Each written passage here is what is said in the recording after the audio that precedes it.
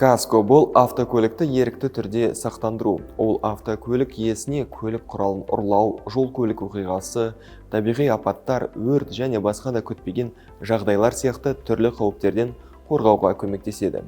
Жол қозғалысының басқа қатысушыларына келтірілген шығынды өтейтін азаматтық жауапкершілікті міндетті сақтандырудан касконың айырмашылығы. Ол сақтандырылған автокөлікке келтірілген залалды немесе оның жоғалуын өтейді.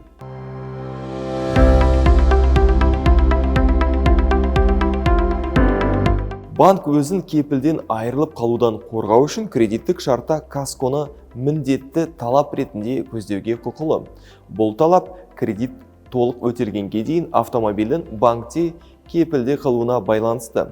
Осылайша сақтандыру банкті де, автокөлік иесін де қорғайды.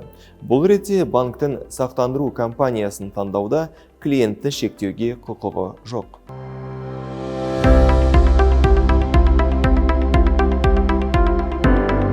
Каско шартына қол қоймас бұрын оның барлық талаптарымен, оның ішінде кредитті мерзімінен бұрын өтеу кезіндегі іс-қимыл тәртібімен мұқият танысу керек.